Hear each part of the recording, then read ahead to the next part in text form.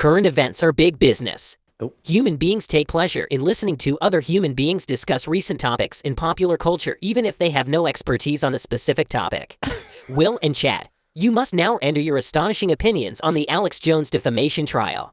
This is Talkin' Topic time. Begin. Well, Dudesy's correct in that I am no expert in this subject. I've been watching it, I'm sure as we all have, with kind of just like pop culture entertainment value. Some crazy shit has been going down in this, but correct me if I'm wrong. This is what has happened. Alex Jones, for roughly the better part of a decade, has been going on his show, InfoWars, saying that the Sandy Hook massacre did not take place and that all the parents are actors, etc., and now some of those parents have sued him for defamation. Yes, that's exactly what's going on, Okay. and he's finding himself, and who knows how much money this dude has, because he sells those bunch of supplements and shit, and he's essentially... Nutraceuticals and all that. Yeah, he's grifting on all that fucking shit and basically making a business. He is a conspiracy entrepreneur. Right. Let's say. But these parents have sued him specifically for defamation, and as I understand it, the trial... Sorry about that. The trial has now concluded, and he is ordered to pay roughly 50... Yeah, the first of a couple. There's a couple other people from different states suing him as well, but he has been ordered to pay roughly $50 million to the parents in this one trial. After a whole series of, I watched a bunch of clips from this fucking trial. He's crazy off the fucking rails 100% of the time in it. Mm-hmm. That thing, there was one clip of him with the fucking hole in his mouth, and the judge is like, "Are you chewing gum in here?" And he's like, "No, I'm massaging a hole in my mouth with my tongue." I got a hole in my mouth. You can have a look if you like. There's a hole, and I was pushing my thumb into it. See? No gum. Please close your mouth. I don't want to see the inside. Look, see that? Yeah. Close your mouth. I don't want to see the inside of your mouth. That shit's all going down, but the bigger issue of... I have a big red heart with blood coursing through it. Hot blood. I'm a monster. I have no problem skinning my neighbor if I have to kill my neighbor and string him up and dry his meat to feed my daughters. I will do it. Yeah, I remember that. I will eat you. Yeah, he's got some greatest hits. But you know what's weird about Alex Jones? People, he does sometimes talk about I have aliens. dreams where I fly out into space, and I there's a black hole, and it's just pushing me forward, and it's saying, Go in there, figure out what it is. Figure out the answers. And I go into the black hole, and then I wake up. Did he really say that? Every morning. I don't know. Okay. So the bigger thing about this trial, at least as I'm to understand it, is really it's an argument about free speech. He's arguing he should be able to say whatever the fuck he wants about anything, whether it's lies. Oh, when you fight the true. system, that's when the CIA starts to pay attention to you. And they go, how come Jones knows what's going to happen before it happens? And I know people who have smelled Hillary Clinton and Barack Obama. These people smell like sulfur. We're in a war. Does he say that for real? They're demons. They're demons.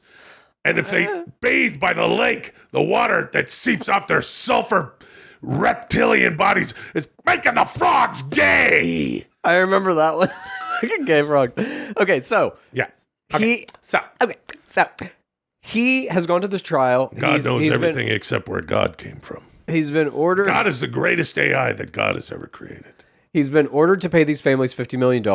This is to some degree an argument about free speech. Where is the line? When does it become actionable if you're saying things that are not true and it can potentially destroy people's lives or hurt them in some kind of way? Well, that's bad, Chad. You shouldn't do that.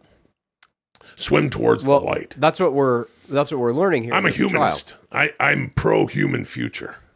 That's what I want. So he's gone beyond, in his pro-human future, he's gone beyond the legal limit of what you can say. Now he's been ordered to pay $50 million. But one real interesting thing that happened in this trial, at least from my perspective, is that his lawyers supposedly inadvertently sent 2 years worth of fucking text messages on his phone to the prosecutors. Yeah. Accidentally? Yeah. Are they trying for a mistrial? I'm not sure. But now all of those messages were not only used against him in this trial to prove that he was lying about what he thought about the Sandy Hook scenario, but now the January 6th committee I'm really having a problem this week. I guess so. The January 6th committee is now subpoenaing all of these text messages that got sent. So they're going to take a look at that. And I think the word is supining when you subpoenaing. Oh, is it? No, it's not. Oh. I don't know, man. I'm sorry. I'm going to let you talk about this. But I'm interested too. Okay. Alex Jones did go before the January 6th committee already.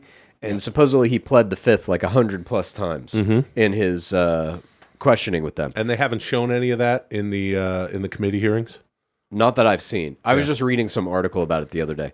But I think now these text messages and emails that they're going to get are going to essentially prove some of the shit he was saying or pleading the fifth about. It's going to give them the real behind the scenes, which the assumption is, at least as far as I'm reading it, is that him, Roger Stone, the Trump White House were all kind of coordinating the marches toward the Capitol on January 6th. Peaceful protests. Exactly. So I think these are peaceful protests with people who are all human futurists, people they're not in the cities, they're out in the countries that make up the cities. These are people who work the jobs in the cities that people work. What? Dude, here's the thing about this whole segment. Please. This podcast is like we don't talk about a bunch of shit we don't know what we're talking about, right?